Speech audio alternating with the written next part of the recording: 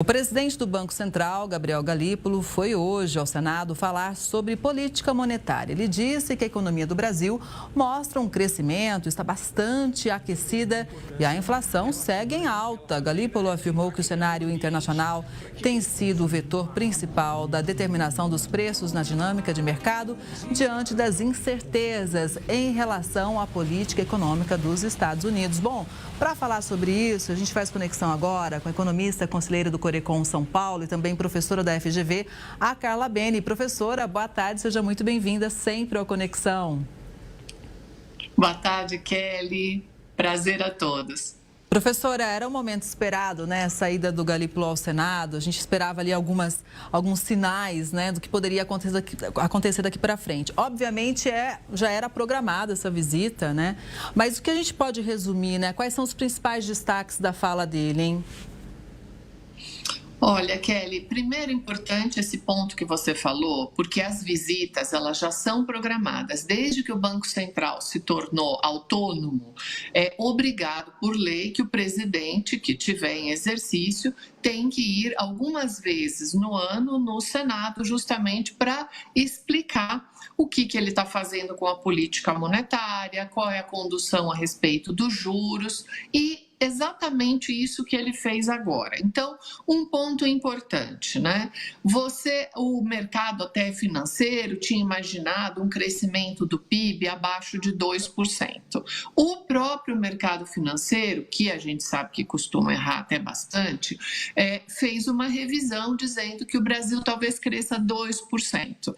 Então, se o Brasil crescer mesmo 2%, isso é um sinal também, Kelly, de uma resistência que a gente tem aqui, né? O Brasil ele está acostumado, entre aspas, com todos os prejuízos, a ter uma taxa de juros muito elevada.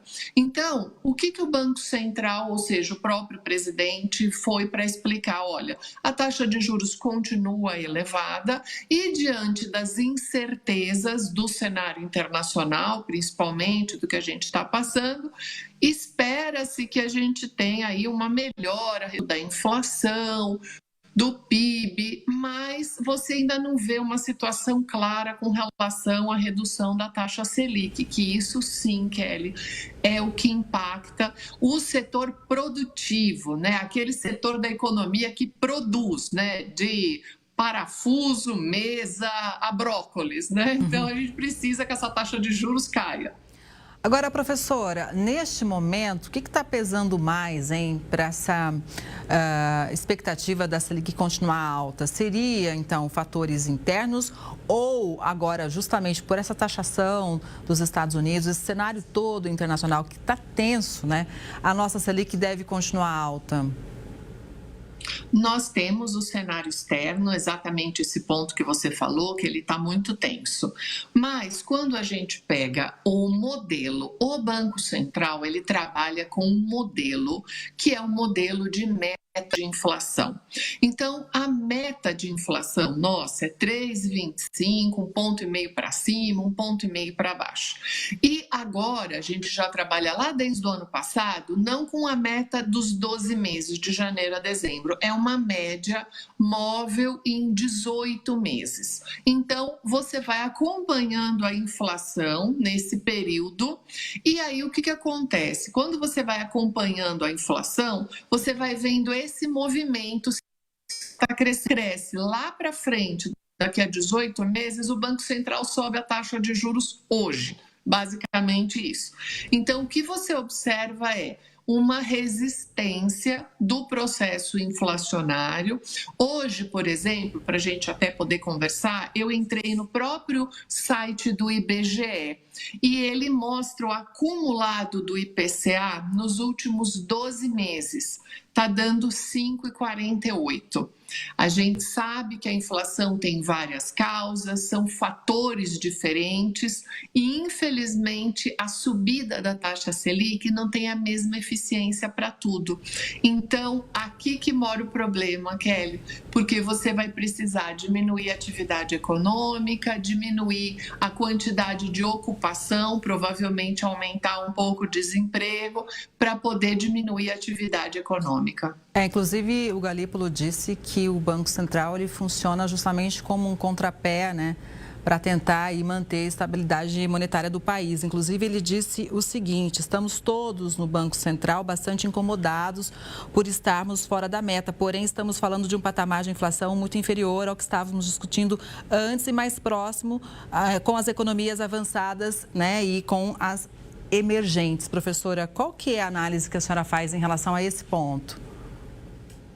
Quando a gente pega o processo, a meta de inflação, se a gente pegar, vou fazer uma análise antes da pandemia. Antes da pandemia, as economias desenvolvidas, elas trabalhavam no máximo, que era 2% ao ano. Essa era a meta de inflação.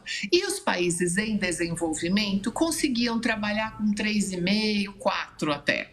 Depois da pandemia, tem sido muito difícil até os países ricos voltarem para esse patamar. Então, os bancos centrais europeu, o próprio Banco Central americano, eles deram uma fechada de olho e a inflação subiu depois da pandemia e eles foram fazendo os ajustes aos poucos. A gente ainda não chegou nesse patamar de 2 para as economias desenvolvidas e esse patamar, digamos assim, de 3, 3,5 para as economias em desenvolvimento, que é o nosso caso. Então, quando ele fala isso, é esse modelo que a gente tinha que talvez a gente precisa decidir. A gente vai flexibilizar isso um pouco mais? Ou vamos manter essa rigidez para que você precise subir essa taxa de juros no patamar que a gente está? Hoje, o Banco Central está pagando, ou seja, a taxa real de juros do Brasil é 7% acima da inflação. Então, ela está muito elevada. E isso, inclusive, o setor de construção civil está preocupado e vários outros segmentos da economia. Então, é basicamente isso, Kelly.